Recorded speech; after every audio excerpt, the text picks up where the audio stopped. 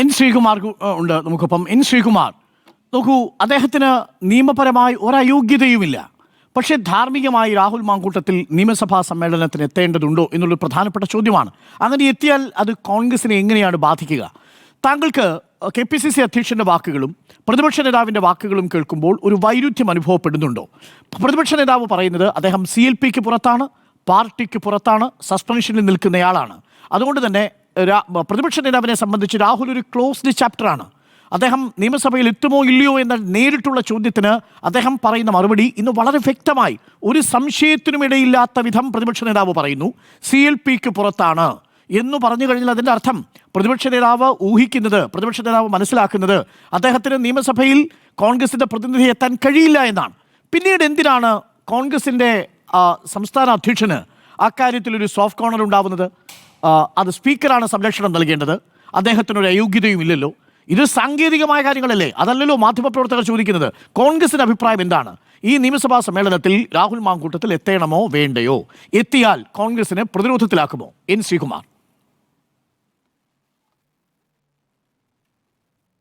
നോക്കൂ ഡോക്ടർ അരുൺ, ഇവിടെ CPMൻ്റെ പ്രതിനിധി അഡ്വക്കേറ്റ് അരുൺകുമാർ പറഞ്ഞല്ലോ, അദ്ദേഹം നിയമസഭയിൽ വരികയോ വരാതിരിക്കുകയോ ചെയ്യുന്നത് ഞങ്ങളുടെ ഒരു വിഷയമല്ല, ധാർമ്മികതയുടെ പ്രശ്നമേ ഉള്ളൂ. അവർക്കത് വിഷയമല്ലാത്തത് എന്താണെന്ന് വെച്ചാൽ അവരുടെ ഒപ്പം ഇതുപോലെ 4 പേരുണ്ട്, അവർ നിയമസഭയിൽ വരുന്നുണ്ട് ധാർമ്മികത പോക്കറ്റിലിട്ടിട്ട്.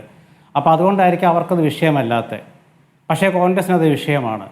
കോൺഗ്രസിനത് വിഷയമായതുകൊണ്ടാണ് ഇന്ന് പ്രതിപക്ഷ നേതാവ്, പാർലമെൻ്ററി പാർട്ടി ലീഡർ, പ്രതിപക്ഷ നേതാവ് അവിടെ നിൽക്കട്ടെ, പാർലമെൻ്ററി പാർട്ടി ലീഡറായ ശ്രീ VD സതീശൻ പറഞ്ഞത് അദ്ദേഹം കോൺഗ്രസ് പാർലമെൻ്ററി പാർട്ടിയിലുമില്ല, പാർട്ടിയുടെ പ്രാഥമിക അംഗത്വത്തിലുമില്ല.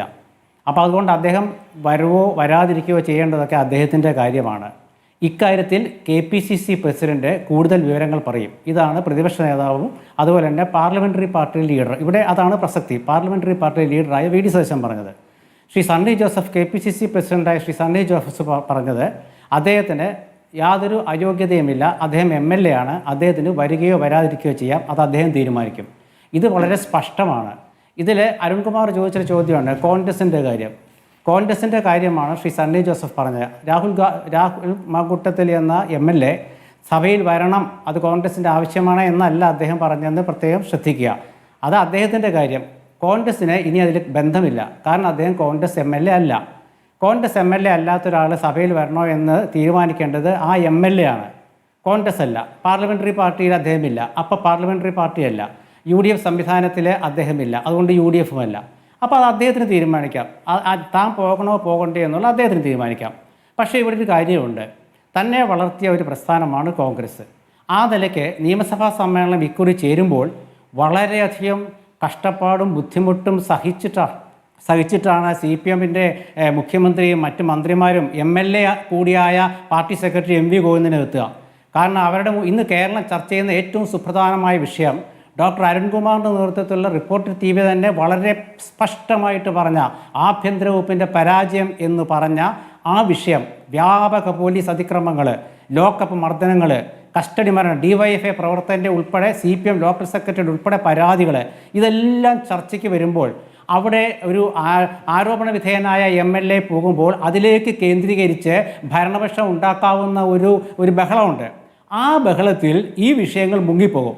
ഈ വിഷയങ്ങൾ മുങ്ങിപ്പോകാൻ പാടില്ല എന്ന് ചിന്തിക്കുന്ന ഒരാളാണ് ശ്രീ രാഹുൽ എങ്കിൽ അദ്ദേഹം ആ സഭയിലേക്ക് വരില്ല. കാരണം എന്താണെന്ന് വെച്ചാൽ അദ്ദേഹത്തെ വളർത്തിയ പ്രസ്ഥാനമാണ്. ഇപ്പോൾ അദ്ദേഹം ആരോപണ വിധേയനാണ്, അതുകൊണ്ട് പാർട്ടി അദ്ദേഹത്തെ നടപടിയെടുത്ത് പുറത്തു നിർത്തിയിരിക്കുന്നു. ഇതാണ് 2 കാര്യങ്ങൾ. ഇതാണ് ഇവിടെ വിഷയം. എന്താണെന്ന് വെച്ചാൽ CPMൻ്റെ ഇതേ ആരോപണ വിധേയരായവർ എല്ലാ ധാർമ്മികതയും മറന്നുകൊണ്ട് 3-4 പേര് സഭയിലേക്ക് കടന്നു വരികയല്ലേ.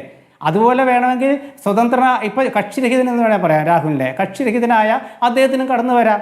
പക്ഷേ അദ്ദേഹം കടന്നു വരുമ്പോൾ ഇവരെന്താ ചെയ്യാൻ നമുക്കറിയാമല്ലോ. KM മാണിയുടെ കാലത്ത് ബജറ്റ് അവതരിപ്പിക്കാൻ ഉണ്ടാക്കിയപ്പോൾ യാതൊരു നിയമസഭാ ചട്ടങ്ങളും ഓർക്കാതെ ഇവരെന്താ കാട്ടിക്കൂട്ടിയാൽ നമുക്കറിയാമല്ലോ. ആ കേസ് ഇപ്പോഴും നടക്കുകയാണല്ലോ.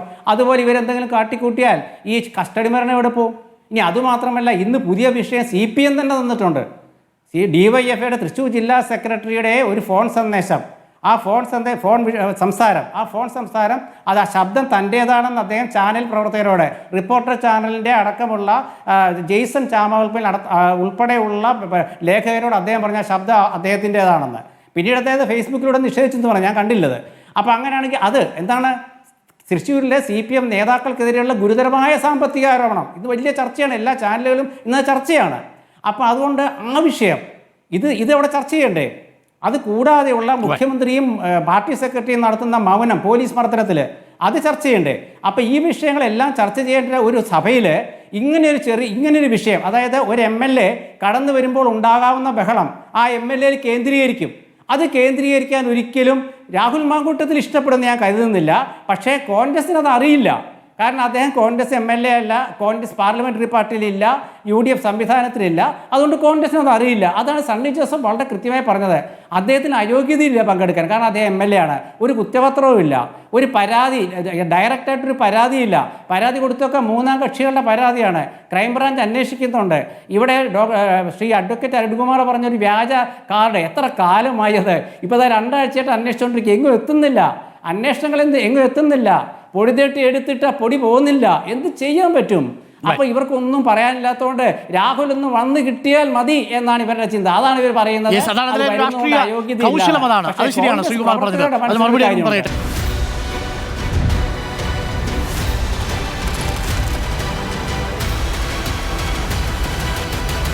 Debate with Dr. Arun Kumar.